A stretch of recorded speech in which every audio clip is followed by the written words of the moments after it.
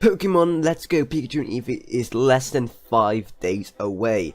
So I decided to look at a few more topics to do with the games, and today we'll be talking about quite a big controversy, and that is the whole new DLC thing. So let's go straight into it. This is a Pokeball Plus. Sounds like there's already one inside. It's the mythical Pokemon Mew.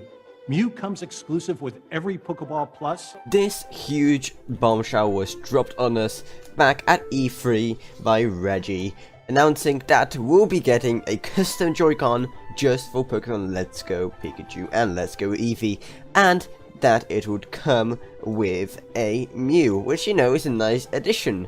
But then people have heard of some very interesting news, and that is that the Pokeball Plus is the only way to get Mew in the game. You can't get him through normal gameplay apparently, nope. You just have to buy the Pokeball Plus accessory, which costs £40 or $50 depending where you live.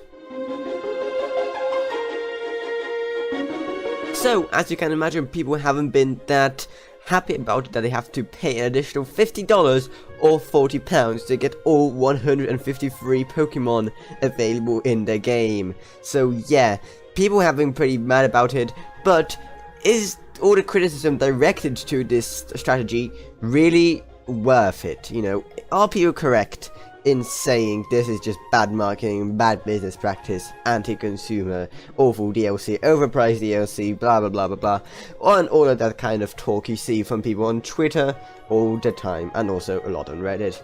So that's really the main question of this video: is this unfair or not? And in my humble opinion, it is worth it. Now, I guess it would be better to maybe have a way to get Mew in Pokemon Let's Go, but it would definitely detract from the value of the Pokeball Plus.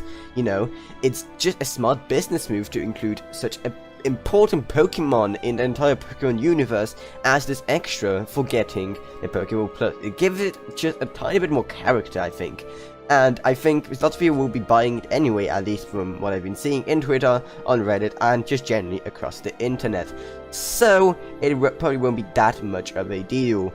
But I think despite all of the criticism that has been directed towards Pokemon Let's Go recently, and even videos saying, oh, this is why you should buy the game, getting just spammed with dislikes, I think overall this is one of the more rational criticisms of the game coming from the community, and that is simply because, well, it's kind of like DLC, and it's just blocking you from getting all 153 without buying that DLC.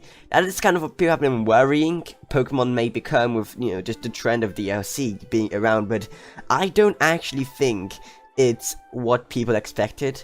I have a whole video about DLC in Pokemon, so I highly recommend you watch it. It's up in the iCards to get my full opinions on the matter, but I don't think this is what people have been expecting when it comes to Pokemon as DLC, simply because you're getting it with an entire new Joy-Con. So of course, all the hardware has to cost a lot. I mean, just Joy-Cons on themselves cost a lot, so of course this will cost a lot as well. But you also get a Mew with it, and it has some additional functionality in Pokemon Go, as you can use it as a Pokemon Go Plus. And it's also definitely a lot more available than a Pokemon Go Plus, at least back then. I have no idea if the whole Pokemon Go Plus starvation is still rampant in the world right now. So overall, is it fair for Nintendo to charge for a Mew? And I think, yes. Is it worrying that they're doing this?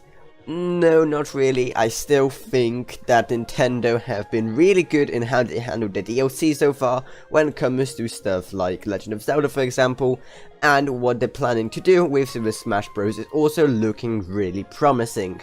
So no, I don't think we have to worry about them charging to get exclusive Pokemon just to complete the Pokédex. This is an entirely different situation. I think it's completely, like, maybe not completely, but at least slightly forgivable that they're doing it this way, simply because at least you're getting a very valuable product with it, and it's also giving that product a lot more of a character, and also gives you some more bragging rights for buying this thing, you know.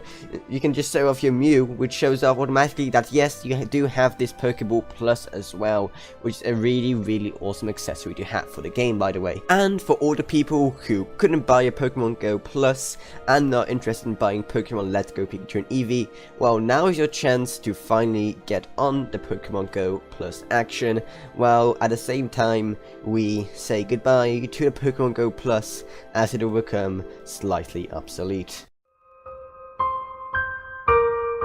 At least that would be the case if not for the fact that I can't imagine too many people actually walking around with these giant things in their hands.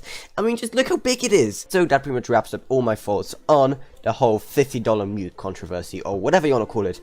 Is it unfortunate for the people who aren't planning on buying a Pokeball Plus? Yes, absolutely. But for the rest of us, is it a pretty good deal? Absolutely. It adds so much more character to the product and gives it definitely a lot more value for us that are planning on buying it. In fact, for me, that I already am gonna buy it. I've pre-ordered it. It's coming this Friday. I can't wait. I'll be doing an unboxing right here on this channel along with my first impressions of my first ever Pokemon game. So if that sounds interesting, remember to subscribe.